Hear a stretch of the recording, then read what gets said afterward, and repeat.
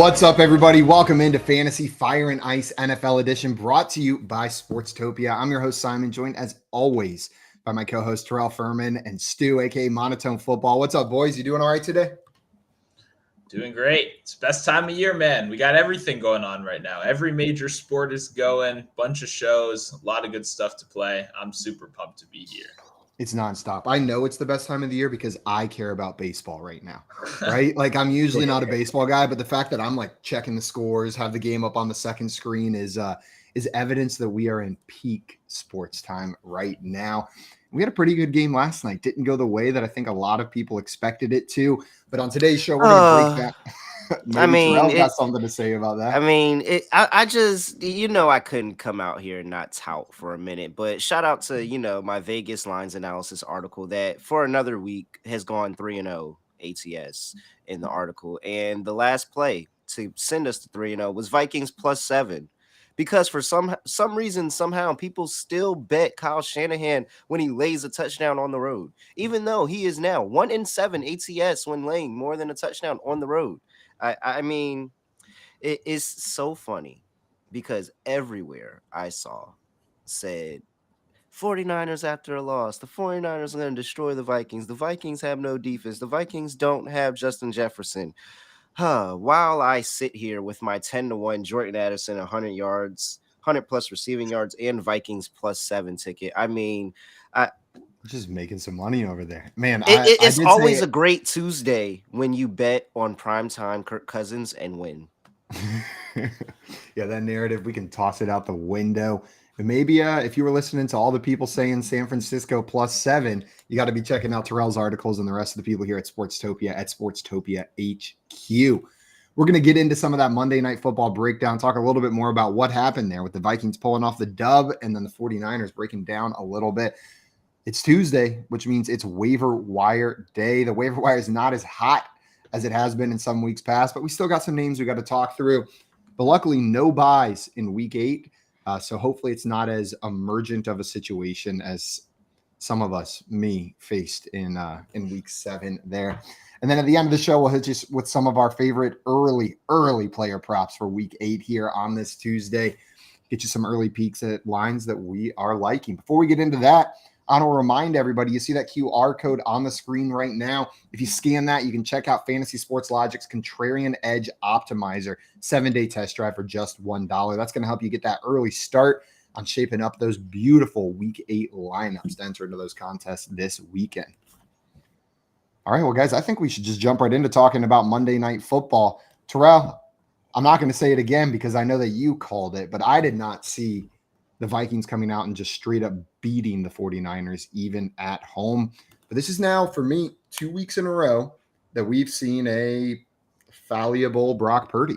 He had looked very steady, very secure as I don't want to call him a game manager because I think he's a little bit more than that. But that's a lot of what they ask from him in this San Francisco 49ers offense. But now, first loss as a starter in the regular season last week, second loss as a starter in the regular season this week. Do you guys think there's reason to be concerned for Brock Purdy, or is this just a bad stretch of games? Go ahead, Stu.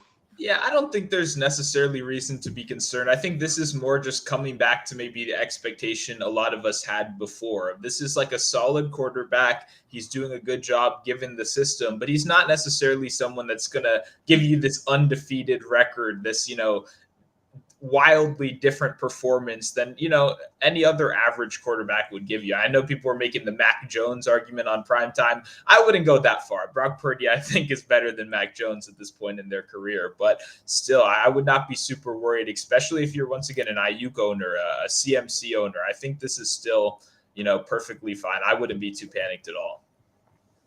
Yeah, I mean, here it's really just the fact of one, last week was an ugly weather game. He was never supposed to have a good game last week. It was disgusting winds, rainy, wet, terrible conditions. Now you take a little bit of that ambience out of it. And because they were in a dome, mindful, 2 missed field goals last night in a dome. I don't understand what's going on. Well, one of them was extra point, but still, I don't understand what's going on. You're in a dome. No reason you should be missing kicks. Sorry, just a quick little tangent there. Back to Purdy, though. Literally one job, and you have nothing else that's affecting you. It doesn't matter.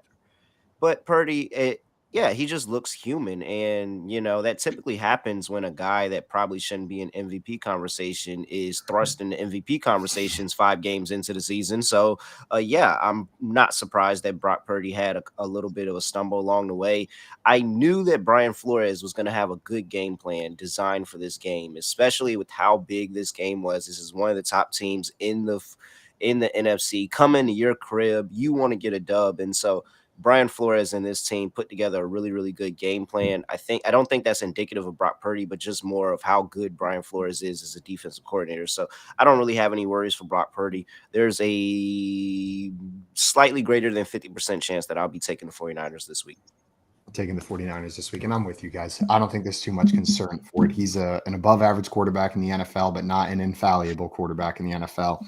We had a relatively small sample size of games of him as a starter, and maybe we're just seeing the downside that comes along with some of those good games that we saw there.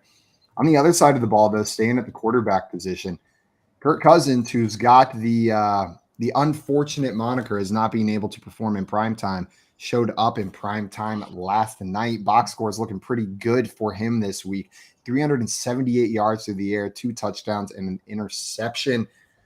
And Kirk Cousins, through 7 weeks at this point, is a top 6 quarterback. He's the number 6 quarterback in fantasy football through 6 weeks, coming off a big performance.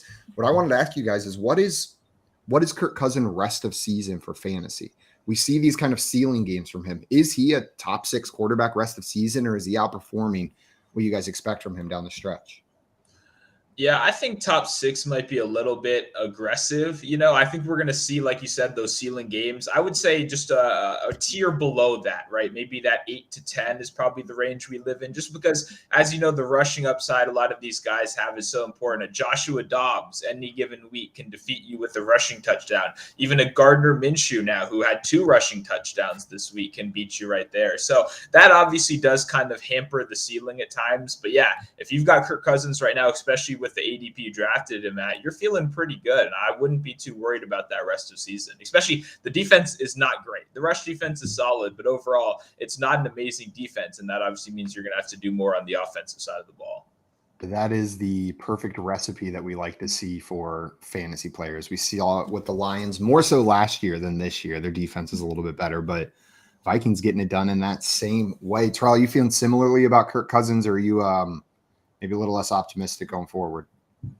No, I think I'm about similar. I just think that you're going to, if you roster Kirk Cousins, you're going to be frustrated when you roster him. I think that he's somebody I'd probably prefer in like a best ball format or any type of format where I don't have to pick, hey, am I starting him this week? Because I can promise you 100% fact, nobody waited till Monday night to start Kirk Cousins against the 49ers defense.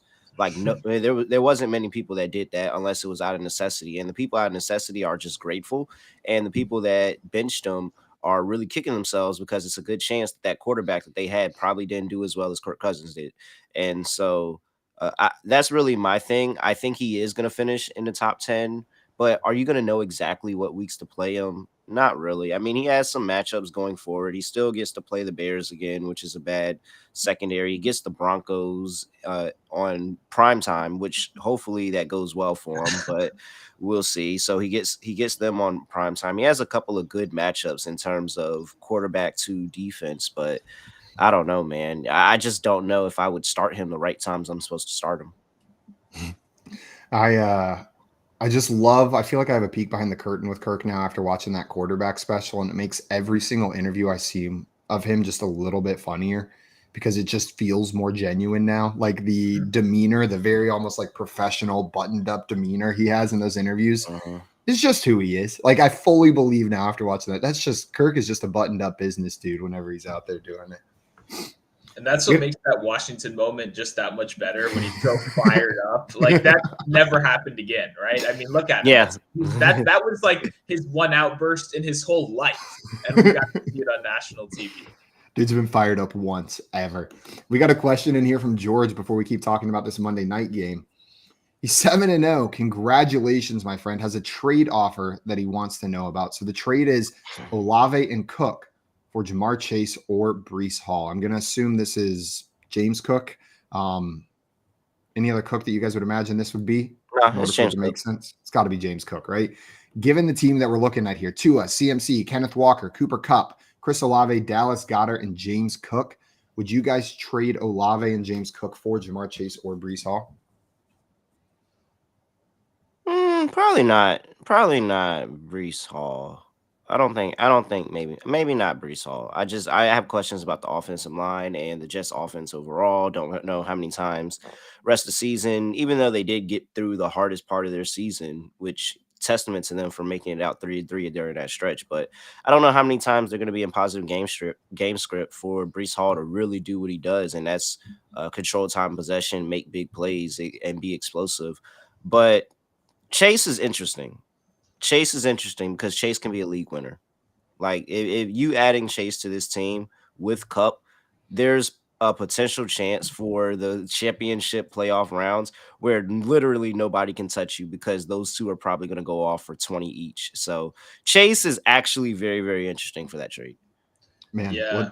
what's hurting me there is it seems like a downgrade in that flex spot, but Chase is such an upgrade over what you have there. But he still has Deontay Johnson. Yeah. Like, how do you after Deontay Johnson comes back from a hamstring injury and he goes, what was it, like 7 for 67 or something like that? How do you not start Deontay Johnson in fantasy leagues now? Like, he's worth the wait. He's going to get all that short intermediate work, the PPR work. I assume this is PPR. God bless you if you're playing non-PPR these days. But I think that you have so many other options, especially with the very, very strong Deontay Johnson that can play in the flex, that I'm fine, taking a little step back. And you guys know I hate the Bills running backs. Stu, you doing this? I would do it for Chase. Yeah, I think so. I mean, like you said, that's just such an elite combination. And at the end of the day, Olave just had this arrest stuff go on. I don't know if there'll be any real world consequences for that or any suspension, but that obviously could play into it as well. So I would take the trade. I would go for Chase. This got to be a 10-team league.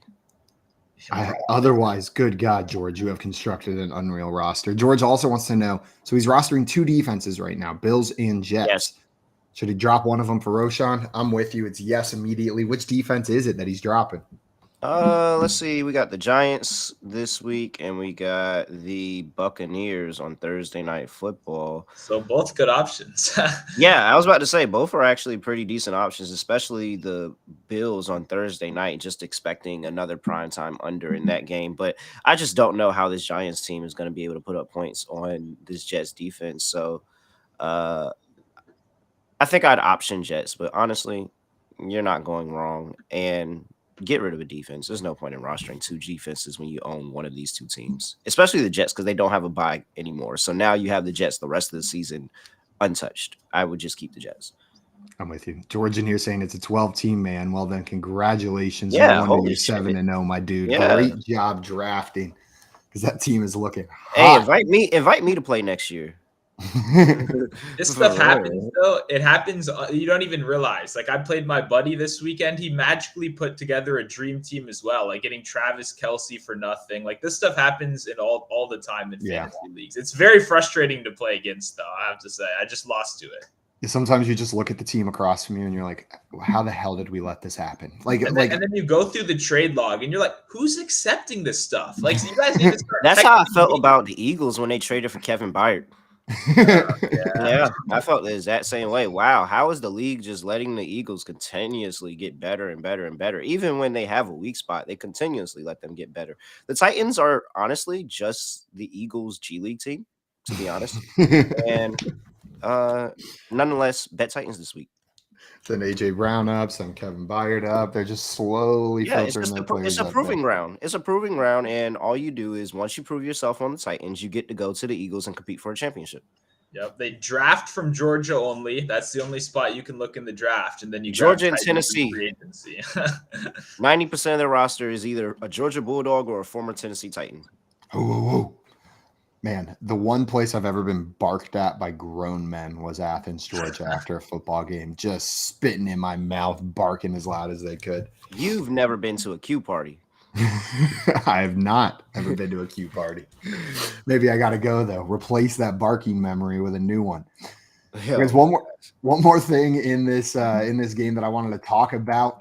Cam Akers out-touched Alexander Madison, 10 carries to 8. They both got 3 targets, 2 receptions, but Is this the beginning of seeing the switch from the poorly performing Alexander Mattison to the, I guess, maybe slightly better performing Cam Akers? Yeah, very well said. I mean, he is going to be, I don't think he's going to be much better, but I think he's going to take his job. And we've been waiting for this to happen all year long. Alexander Madison's been terrible. I've been trying to bet against this guy in pretty much every opportunity I've had the chance. So now that obviously we have a new contender playing better, yeah, Cam Akers is going to be the guy moving forward. But I still don't think Cam Akers is some amazing player. I would pump the brakes on that if you're getting super, super excited.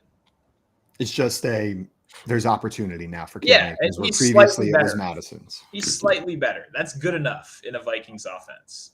Terrell, you viewing that similarly? A slightly better running back with Cam Akers getting plugged in there? And do you expect him to maintain like the lead back role here? No, I don't. And the reason I don't expect him to maintain a lead back role is really just because I think that it's just going to be pride of Minnesota at this point. Because they said, hey, man, Dalvin didn't work. We're buying in with Madison because Dalvin did not work. He's not going to be that guy. We're not going to pay him. And then he goes over to the Jets and he looks completely trash. And they're like, hey, we were right.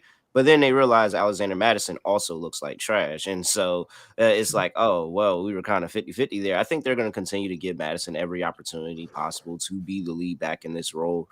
And it's just more of Cam Akers' job that he has to win. If he can go out there and win the job and become and take over as a starter, then potentially. But I think that the offense and the coaching staff is going to give Alexander Mattison every opportunity to succeed in this offense.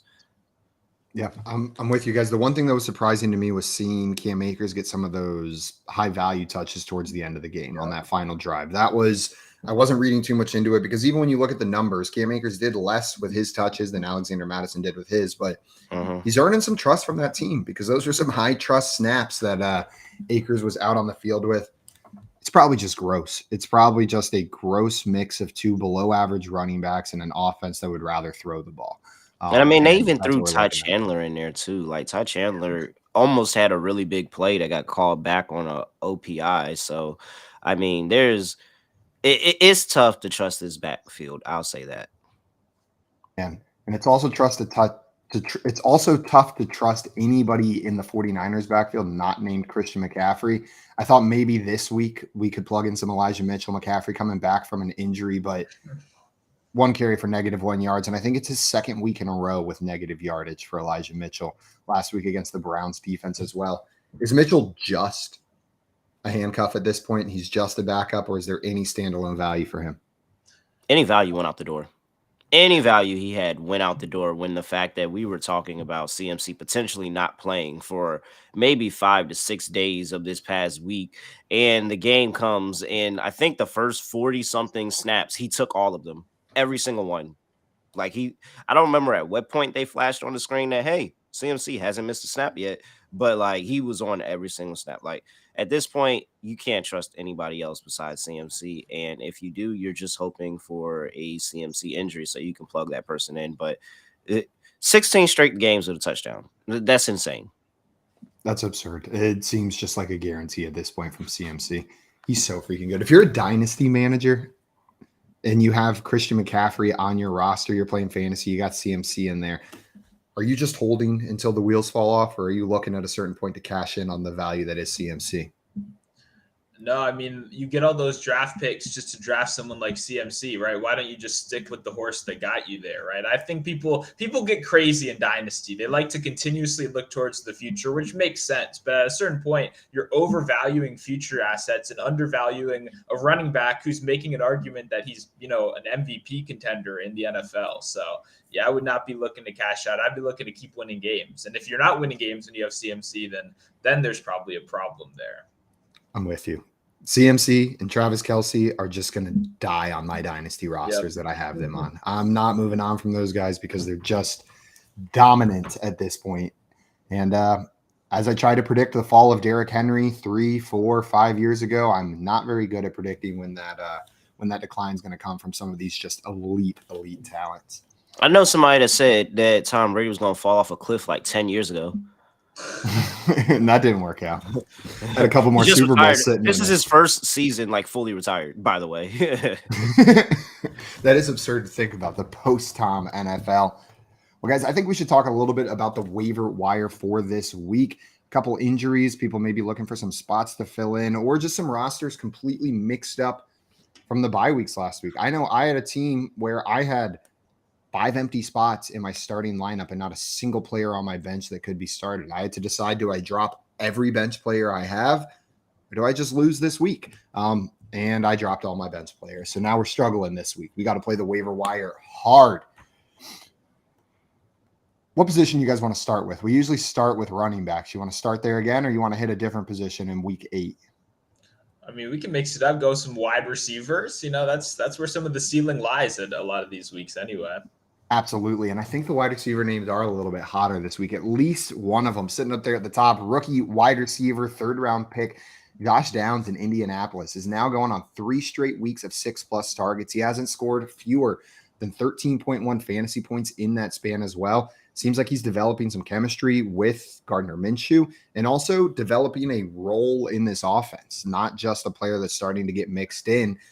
We've talked about it multiple times on this show. Second half of the year, wide receiver, rookie breakouts. Is that what's in store for Josh Downs? Currently only rostered in about 50% of leagues out there.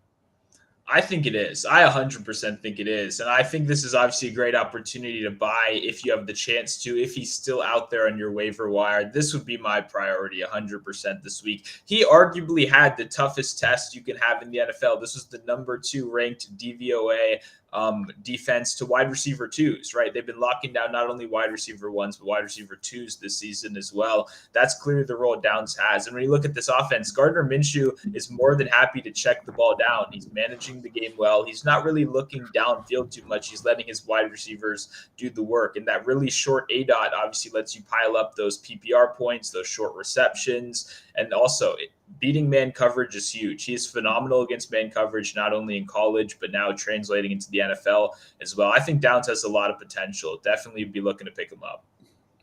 I'm right there with you, Stu. I'm trying not to get too hyped, but he is my number 1 ad in any leagues where he's sitting on the waiver wire. Terrell, you as optimistic, or you got some concerns for Downs there in Indianapolis? No, I love it. And, hearing the DVOA stats just kind of boosted from what the eye test told me, that Gardner Minshew, when he's in trouble, he looks at Joshua Downs like he really does. And they kind of have this rapport. Maybe it's, Gardner taking a lot of second team reps, Downs working himself into the offense majority of the offseason. They probably built a connection there. And now it's showing on the field. And so what's crazy is that they're finding ways to continue to spread the ball around. Like, Michael Pittman is still a thing. And, he's not going away. And now the attention that Michael Pittman draws off of Downs opens Downs up a lot more. And you can have a lot more of those boom weeks than bust weeks with Downs. I think you should 100%. He should be rostered in about 70-80% of leagues by now. He's not passing Michael Pittman as the top receiver there in Indy. At least I don't think so. But that doesn't mean he can't secure a very beneficial role for fantasy managers in that Indianapolis I think you offense. can weekly flex Downs. Regardless of matchup, I think you can weekly flex Downs and expect, some decent production. Man, I love this time of year. When we start seeing these, like the players ramp up over the second half, it's so much fun. Downs number 1. I wanted to talk a little bit about these New England wide receivers as well that are at the top of some people's waiver list. There's 2 names, one a bit higher than others. Kendrick Bourne, who pulled his best disappearing act after week 1 until about last week, just completely dropped off after his multi-touchdown game in week 1. He's back with another big game. Kendrick Bourne, 6 receptions, 7 targets, 63 yards, and a touchdown in their surprise win over New England. But people are also talking about Demario Douglas, the speedy player who made his return after missing some time. 6 targets, 4 receptions for 54 yards. Do you guys have any interest in either of these Patriots wide receivers after we saw a much better looking offensive product this week than we have in weeks past from them? Nope. None. Nothing. I would have bet money that you were still out on Kendrick Bourne after he put up 5 goose eggs prior to this one. What? I want nothing to do with Kendrick Bourne, man. Come on. This is literally the spot that you dream of if you're rostering one of these terrible players, is that they go off so that anybody says, man, I might have to make a trade. I might have to make an offer. I might have to do something. Like, you always want those weeks. I don't expect anything from this offense going forward. I think that this was a really good get-up spot for this team, and that's why they were so productive, because, they looked so bad. They didn't, what was it? They went 2 games scoring 3 points, gave up 70 plus. Then you go on the road to Las Vegas, lose a heartbreaker of a game there where you had a chance to win it. And because Devontae Parker can't catch that, you didn't even get an opportunity. Mindful, you didn't say anything about Devontae Parker because he can't catch and he blew that game against the Raiders. And I'm not still salty about that, even though I had, plus 2.5 on New England in that game. But this was just a really good spot. And I don't think it's too many good spots that the New England Patriots are going to have offensively for the rest of the season. Like, there's just not a good offense. So I'm really good. I think the only person on this offense you probably should consider rostering is the running backs and maybe Hunter Henry. Maybe Hunter. Stu, are you as pessimistic about these receiving options here in New England? Yeah, unfortunately, it's just a crowded room without any talent rising to the top. Like, I like Kendrick Bourne as a player, but as a fantasy asset, there's really no value there. You kind of covered it with all those zeros he's been putting up. For me, there's just no offensive upside in this team. I don't believe in the Patriots offense as a whole. I don't want to buy into them. And there's never going to be a point where I'm sitting there on a Friday night looking at my lineup and going like, yeah, I really want to start Kendrick Bourne this week. That's what I want to do. That's never a situation you want to be in. So for me, I'm with him. I'm out completely on the Patriots wide receivers. Man, I just feel like Mac Jones is messing with me this year. Like, I went into the year just waiting for Bailey Zappi to take over, right? Week 1, I'm like, oh, guess I was wrong. Mac Jones is a good quarterback. And then as soon as I say that out loud, he's like, maybe not. And we start getting the talks of Bailey Zappi coming back in. Maybe he's ready to take over. And then Mac Jones looks decent again out there. He comes out and has a good game. Just playing with my Bailey Zappi emotions. One thing I will say in favor of Kendrick Bourne is this offense from New England has looked better over the past 2 weeks. And Kendrick Bourne has been heavily targeted over the last 2 weeks. 11 targets this week, 9 targets the week before. The 5 games where the Patriots were putting up awful offensive performances, we're looking at no more than 5 targets for Kendrick Bourne, more often usually 3. So if this offense is in fact improving, which I have serious doubts about, it could be that they're recognizing Kendrick Bourne as a piece of that recipe, that success for this offense to improve. It's a slight chance. We probably get more duds from this pathetic, seems harsh, New England offense, but we'll probably see some more of those. If they have a good week, it's got to be next week against the Dolphins, whose secondary is banged up. You don't have Xavier Howard out there. Jalen Ramsey's trying to work himself back, but if he comes back, I think the first game back for Jalen Ramsey is a good chance to target him. I think that if Mac Jones and this offense were to have another good week, and you think that you need a Kendrick Bourne week, like not even for the people that are just like hoping for it. If you need a Kendrick Bourne week, then you better hope it's this one because they have the secondary matchup, and Mac Jones could potentially win somebody $1 million this week. Like, that Dolphins secondary is pretty soft. It could happen. Another wide receiver that I know you were high on, we have some people who are excited about him, had a underwhelming fantasy game. It's not jumping off the stat sheet, but saw 7 targets, and that's Odell Beckham Jr. of the Baltimore Ravens. Saw some signs from him that showed me maybe this is the time. He's alive. A week ahead. Grab Odell Beckham, put him on your bench, see if this is a trend. The 7 targets is nothing to sneeze at here. I know it was a slightly odd game script with the Ravens just going out big, but I'm interested in Odell Beckham. The talent plus the opportunity is leading me to want to put him on my bench. Are you guys with me, or are you leaving Odell Beckham for someone else to pick up and sit on their bench? For me, this is one of those spots where I try to add Odell as like the second option in a trade to make it seem a little bit better than it is, because you recognize the name, but I'm not buying in is what I'm trying to say. Like, I think the name value is there. I'd be willing to sell if I have the opportunity to, but to me, this offense is so crowded. There's no one guy they're keying into. Nelson Aguilar is going to continue to be a thorn in your side, despite the fact that he can't catch. He's clearly involved in this offense, whether we like it or not. I mean, they just have so many names that are involved. And then when you get to the goal line, it's not being thrown. Lamar Jackson is going to account for those touchdowns. They have multiple running backs that can put it in. For me, I just don't have any interest. I think they spread the ball around too much. But I want there to be a wide receiver I can be excited to start there. And so I'm trying to will it into existence, Stu, but I think you're right. It's a busy room. Terrell, any more reason to believe that Odell Beckham separates himself from the rest of the receiving options here? Or is it like Stu laid it out for us? It's going to be tricky to find value with how many mouths there are to feed. He's going to need some help. Some people are going to have to get up out of his way. Rashad Bateman's going to have to move out of the way. Zay Flowers is going to have to move out of the way because Zay Flowers is number one on this team. He's the dude. And, I think Zay Flowers is kind of reaching a point where he's looking to him just like he looks to Mark Andrews. And there's a real conversation here on who the number one on this team is this season. I mean, we know in the past it's been 100% Mark Andrews, but this season it seems that it's a little bit more of a split between Andrews and Flowers this season. And the Ravens are perfectly fine running their passing game between just those two players, which kind of makes things tough trying to roster anybody else. So he's going to need some help and some people to move out his way to be fantasy relevant. But the same thing that you said about Odell is probably the same thing that I'm telling the person that I'm offering the trade to, like Stu. Hey, he had 7 targets last week. Like he's on the up and up. And whole time, I don't actually believe the words that are coming out of my mouth. I would love to see Odell be fantasy relevant in 2023, but it's not looking like it.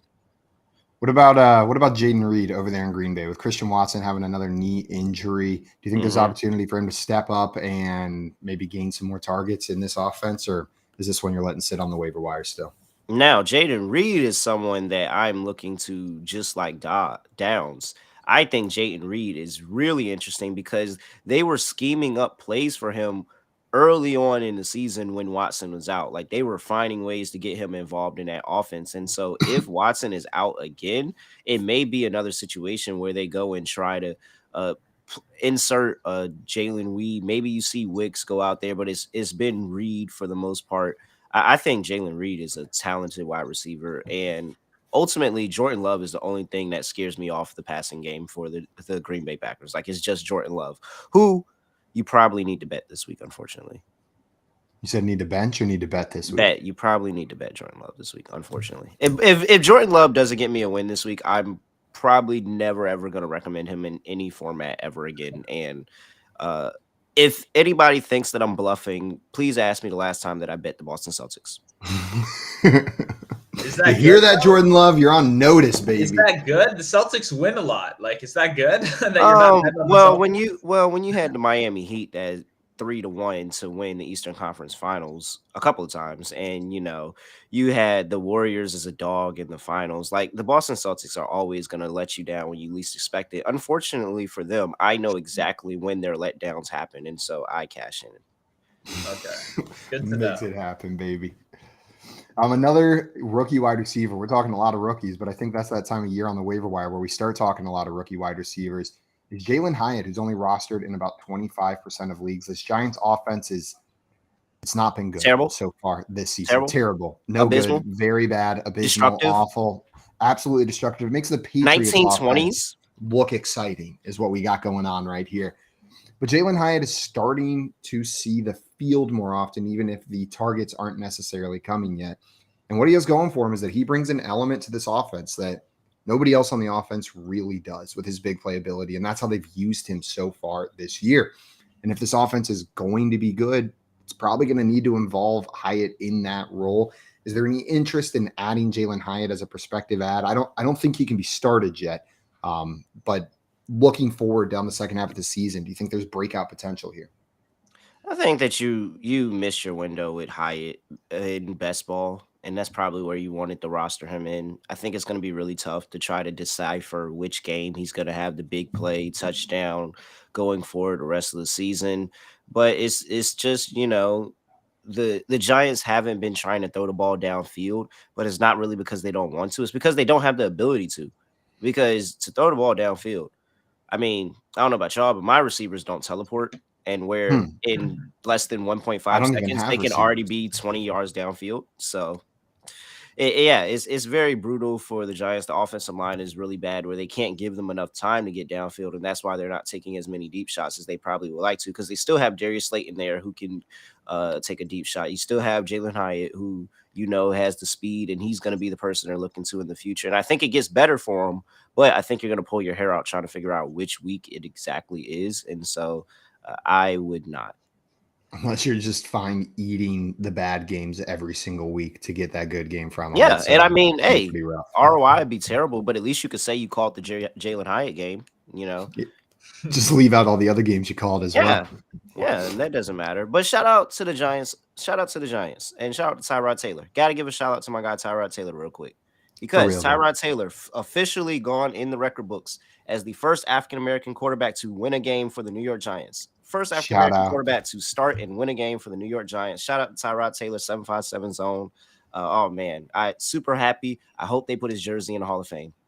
Man, and we love seeing Tyrod Taylor be successful. That's a player that's humble and takes these opportunities and then comes out and shows up each and every time, it seems like. Did it with the Chargers, doing it here with the Giants as well. Do you think there's a world where they just paid Daniel Jones, but Tyrod Taylor arguably looks better out there whenever he's playing? Is there a world where they bench Daniel Jones and give Taylor the reins for the rest of the season? Or with that contract, there's no way.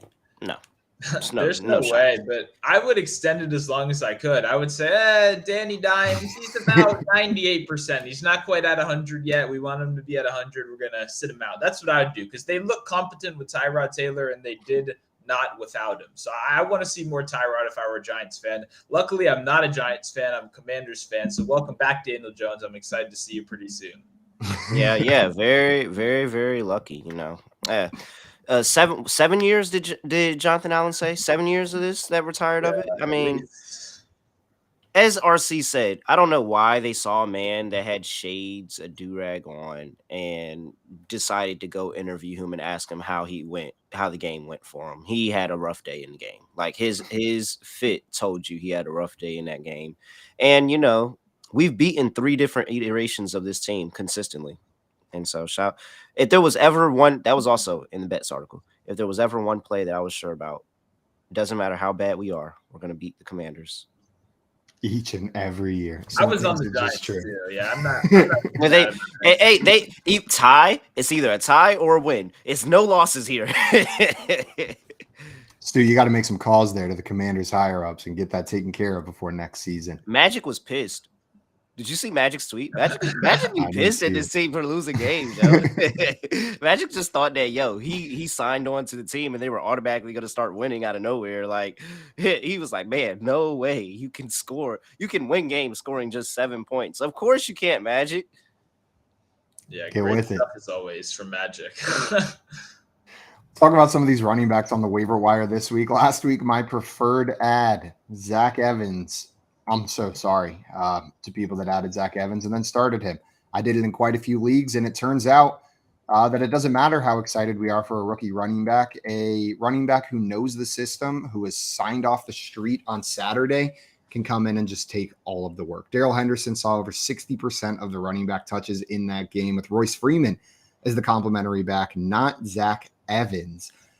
Do you expect Darrell Henderson to maintain this lead back role until Kyren Williams comes back and maybe beyond? I know we've had some Kyren Williams doubters here on Fantasy Fire and Ice. Dog, did you just ask that question? Like, why are we doing this to the people? Why are we only here for an hour? Like, why are we spending time on the Rams backfield? Just book Royce Freeman anytime touchdown next week. Book Royce Freeman anytime touchdown. Book Royce Freeman. Royce Freeman's probably going to get 70% of snacks next week because guess what? McVay. No, matter of fact, watch next week be the Zach Evans week. Watch Zach Evans magically be playing, and he's the next. I'll vomit. I mean, I don't understand how you can sit here and look at the Rams backfield and say, I want to take a shot on anybody. I think that this is going to happen week to week because it doesn't. You get maybe 2 weeks, and then Sean McVay's on to the next one, whether it's injury or whether it's just because he wants to. He is on to the next one. It doesn't matter. I wouldn't be surprised. When's the deadline? On Halloween? I think deadline's on Halloween. I wouldn't be surprised if one of these dudes was going by the deadline and he went and got somebody else just because Sean McVay doesn't like having one straight up running back. I mean, Darrell Henderson, shout out to you for coming off of the street and getting that type of workload and getting into the end zone. But my gosh, man, I mean, we don't care about that. We want fantasy production, and nobody started Darrell Henderson with confidence. Man, and he's was back on the practice squad on Monday. Now, that's not to say that they won't reactivate him, re-elevate him, but as of Monday, they dropped Darrell Henderson back down to the practice squad. Stu, you got any more optimism for, I won't just say Henderson, but any of these Rams backs on the waiver wire if you're in a needy RB spot? Yeah, I mean, Henderson's probably your best bet if you need one of them, given the last week's performance, obviously, and his comfortability with the system. I mean, I'm not going to apologize. I like Zach Evans last week, but that was before Henderson was even signed. That was before Gaskin was signed. And then that was before that McVay press We conference. forgot another name. Yeah, there's another We one. forgot another There's another name. one. Miles Gaskin is on this team. Like, oh man, more power to you, man. Oh. I had to add that. No one talked about him yet. They're unlimited right here. But if you watch that press conference, it was insane. McVay talked about Evans like that was his least favorite child by far. Like he was like, he's learning very well. He's looking more creative. It was bad. It was like if you listen to McVay talk about Evans, it was clear that this is not a guy he trusts. So if you have Evans in any format, you can drop him right now. That's not going to happen. It'll be one of these other guys. Boo. But I agree with everything you guys are saying here. Henderson's my preferred ad of the bunch, but I'm not excited about any of these. But if you need a running back, you need a running back. And Kyron Williams is out for the next couple of weeks. There's another back on here that tricked us in week 5 and suddenly got all the carries over Keontae Ingram this week. Emari Demarcado is suddenly the starting running back whenever we thought it was Keontae Ingram last week. Keontae Ingram comes out, way out snaps Demarcado, and then doesn't get a single carry in week 7. Terrell, is this the same thing where week to week we're just not going to know what they're going to do? Or are we seeing the passing of the torch to Demarcado until Connor comes back? Ah man, I mean, people, you're struggling if this is your gross. decisions. Yeah, these are your decisions you got to make. Like, this is really, really brutal. These are like maybe some of the worst running back decisions of the 32 options that you probably more than 32 because there are backup running backs that get more work than some of these guys consistently. And so, I mean, yeah, I guess a starting running back does have value, and I'm not going to say he has no value, but it's just trying to trust these offenses and saying that hey, it's 100% going to be this guy this week, or it's 100% going to be that guy the next week. Like sometimes it's just matchup dependent, and you're just looking at the scheme and you're saying, hey, man, I think we can get a lot better runs. This guy, his favorite runs are the runs that are a lot better. These zone runs or whatever it may be are a lot better runs to play this defense than the other guys. So we're going to give him the snaps for the day. And I think that's ultimately what's going on here, that they're just trying to piece together this backfield, and neither one of them have the talent to just completely shut out the other. Yeah, I tend to agree. There any more fire for Demarcado, Stu, or are you feeling similarly?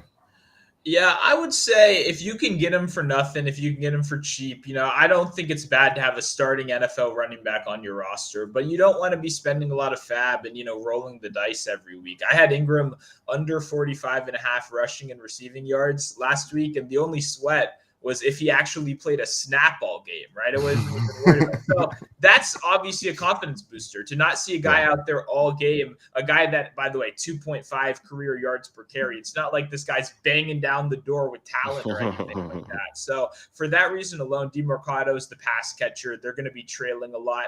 I see, some marginal value. I would try to pick him up if you're RB needy and you can get him for very cheap. What I will say is I will 100%, if I was the Cardinals, I would go to Tampa Bay and I would tell them, I know you just activated him. What can I give you for Chase Edmonds? Because that's probably the best option that we have right now. Like, I truly don't think they like anybody on their roster, and that's why they're so touchy with both running backs. And they're like, hey, man, whichever one we feel like can scheme up the best this week. But, like, it's crazy that you had James Conner on your roster and you didn't solidify your number 2 running back position before the start of the year. Like that's really, really tough because James Conner never finishes a full season. Kenyon Drake's a free agent. They could bring him back, throw him back on that roster, see if you can get some stuff done out there. But yeah, it might just be gross until James Conner. Kenyon Drake's just waiting for the next Baltimore injury and just slide back into Baltimore. Like that's what he's waiting on. He's like, I know this strength and conditioning staff sucks. I know I got about 2 more injuries and I'm a starting running back again in Baltimore. He's calling up Justice Hill on the weekends, like, "Hey man, how your ankles feeling? Yeah, how's it feeling? Everything good? Like, or they got the same trainer. Hey, I heard he was limping around. I'm here. I'm working out." A couple other running backs that we were looking at. Ezekiel Elliott actually out-touched Ramondre Stevenson this week, sitting on the waiver wire in about 50% of leagues. Is he weekly startable at this point? It seems like he's got a role carved out in a gross offense in a split backfield. I mean, startable is a little. I mean, yeah, I Well, don't. I would Rich, not. You have to be in a rough spot if you want to start Ezekiel Elliott, because that means. I mean, like at that point, I'd start a lot of these flex-worthy wide receivers over him, right? So no, he's not weekly startable to me, but you could have worse guys on your roster. I don't see any offensive upside on this team, like we talked about earlier. This is not some awesome fantasy offense that's producing a bunch of great running backs, and he's being in a split with a running back that's arguably better than him. So unless there's a major arguably.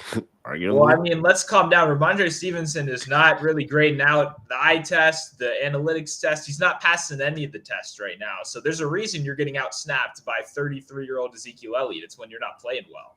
Or their offensive line is terrible. I think Ramondre Stevenson is actually great, but he just can't run behind this offensive line. And Zeke has more of the frame where it doesn't matter if he has a bad offensive line. He's probably going to fall into 3 or 4 yards just by the size of his frame and how he runs the football. And I just can't.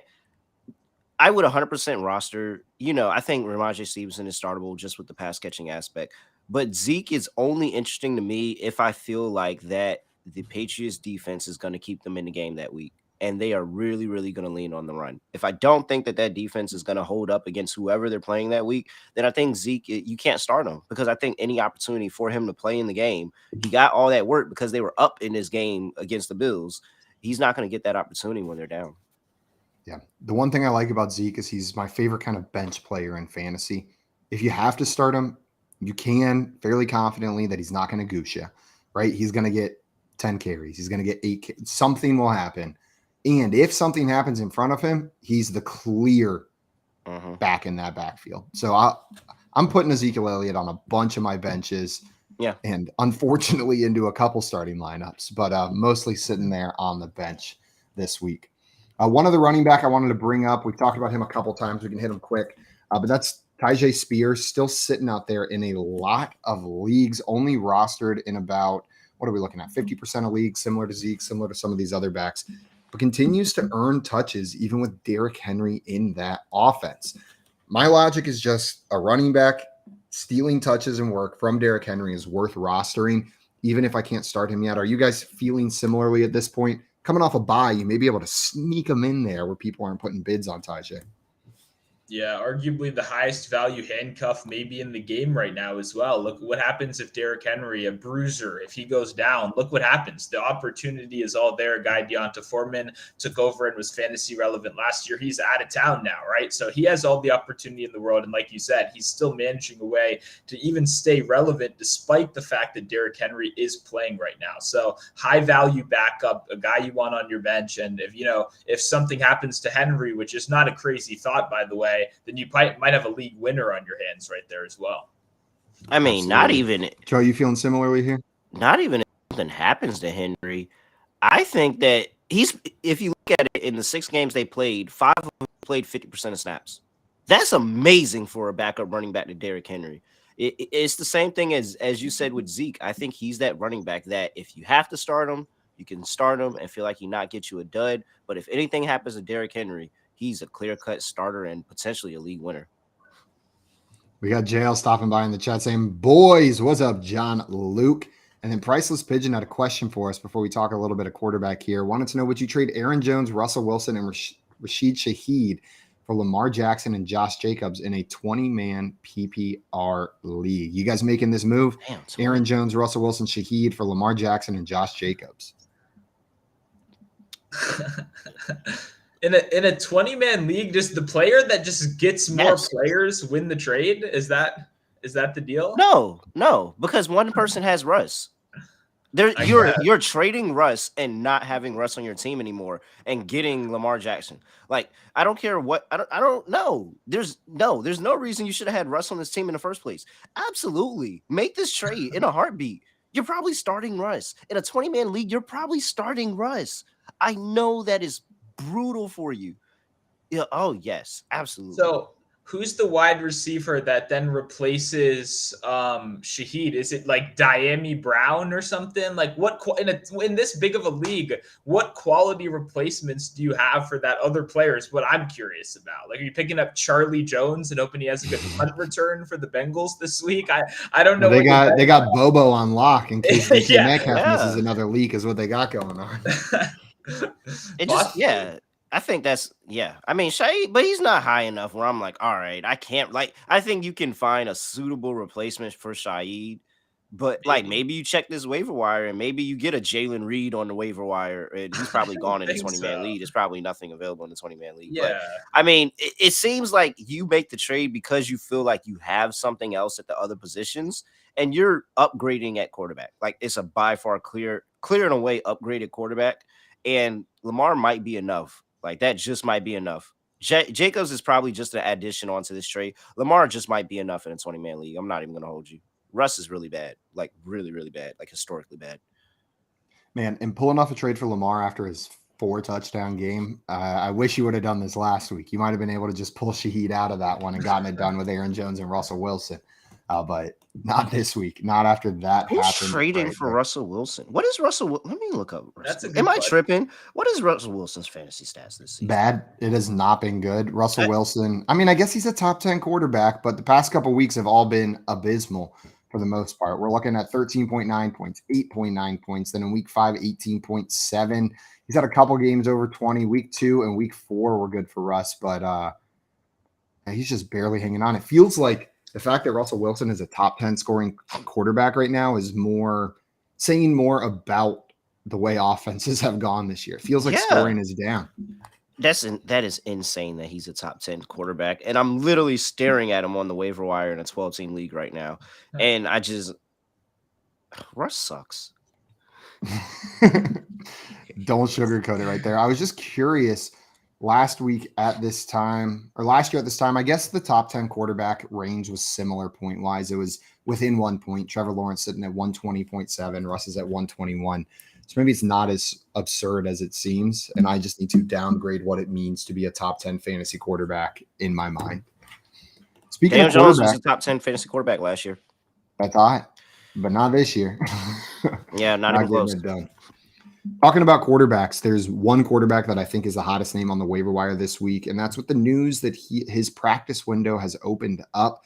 Kyler Murray, who has done nothing but be good for fantasy the past couple of years whenever he has played. We're talking about, last season he was a top 12 quarterback in 8 of 11 starts. The year before, he was a top 12 quarterback in 7 of 13 and a top 15 quarterback in 11 of 13 starts.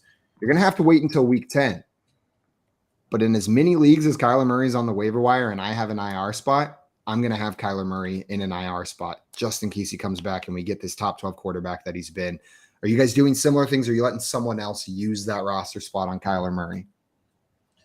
If I have an opportunity, I'll do it just like you. I'll add him to that IR spot. Luckily, my IR spot is finally free. Thank you, Jonathan Taylor. Thank you, Cooper Kupp, for finally vacating that spot, although Christian Watson is going to be taking it up in a good amount of leagues. So there's still some balance in the universe. But I agree. I've got a lot of Kyler Murray best ball. Like you said, at the end of the day, great fantasy producer. You don't have to be on a good team. You don't have to win games to give us fantasy points. That's what we're looking for here. So I agree. Let me get some Kyler Murray if we can. Bro, you equally as optimistic. This Cardinals offense has looked surprisingly decent with Joshua Dobbs under center. I think I expected it to be nothing but a dumpster fire, and they've done at least marginally more than that, which helps my excitement for a player like Kyler Murray. I don't think that it really helps me get more excited about Kyler Murray, but oh man, I've been sitting on Hollywood Brown on my bench all season, and I've been fighting the temptations. Because I've seen these touchdowns. I've seen 17 points here, 17 points there, 16 there, 16 there. And I've played around with starting him once, but then I immediately took it back. I think that Hollywood Brown is consistent. You can start him in fantasy if Kyler Murray is playing. Like, I think that Kyler Murray has enough talent and he's able to make plays and extend with his legs to give Hollywood Brown those scramble drills and that's extra fantasy points and yardage, especially in garbage time. Hollywood Brown is really the biggest benefactor for me of Kyler Murray coming back into his offense. Please give us some good Hollywood Brown fantasy production with Kyler Murray. Now, I'm going to list 5 quarterback names here, and I want you guys to tell me if you're streaming quarterback. These are commonly available streaming quarterbacks, which one you would prefer to plug in. Gardner Minshew, Bryce Young, Zach Wilson, Mac Jones, and Tyson Bagent. Are there any of those players that stand out above the others? Zach Wilson against the Giants could be okay. I could see that actually giving you some fantasy points. Tyson had the lowest ADOT of a quarterback to win a game in like the last 5 years. It was like 2.9 or something. That's not so something. Bears. It's like, I don't know if we can rely on that week to week. Mac Jones, absolutely not. But yeah, you could probably do worse than Zach Wilson this week. Get some Zach Wilson in there. The one thing Bagent does have going for him is a matchup against the Chargers next week, which have been the most quarterback-friendly offense or defense in the NFL. That being said, it would still require the Bears to trust this rookie quarterback to try to exploit that bad Chargers secondary, and I'm not sure they do that. Terrell, what about you? Any of those names jump out? Tyson Bagent, Gardner Minshew, Bryce Young, Zach Wilson, Mac Jones? Yeah, I'm not as high on Zach Wilson because that Giants defense has played really, really good the past 3 weeks. They gave Tua a game and made him struggle. Sure. He wasn't even good for fantasy that week. They gave Josh Allen a game. They just gave Sam Howell a game. I'm not really as high on Zach Wilson. I think both of those defense stand in that one. Mac Jones on the road just terrifies me. Tyler Bagent on the road terrifies me. I guess it's Gardner if I had to pick out of that list. But if it's Gardner, you might as well just check and see if Kenny Pickett's available because Kenny Pickett against the Jags at home I like Kenny Pickett with Tomlin as a dog, it makes me feel way better. But yeah, that was a bad list. Very, very bad list. I think you've got several options. They're all terrible. Yeah, very much Every so. single one of them. And that I like that you brought up Kenny Pickett there, though, because the Chargers defense is getting the spotlight for giving up the most yards in the league to quarterbacks, over 300 a game. But the Jags are giving up 280 a game, so it's not too much better over there. Guys, that is going to be it for us today on Fantasy Fire and Ice, brought to you by Sportstopia. Check out the Waiver Wire article that'll be on Sportstopia a little bit later today. And make sure you're following them on YouTube, Instagram, and X at Sportstopia HQ. I've been your host, Simon, here with Terrell Furman and Montone Football, a.k.a. Stu. We'll be back same time, same place next week. And Terrell and I will be here tomorrow with our friend Steezy helping you get ready for these Week 8 games. Until then, though, we are out of here. Enjoy the rest of your Tuesday, and we'll see y'all on another time.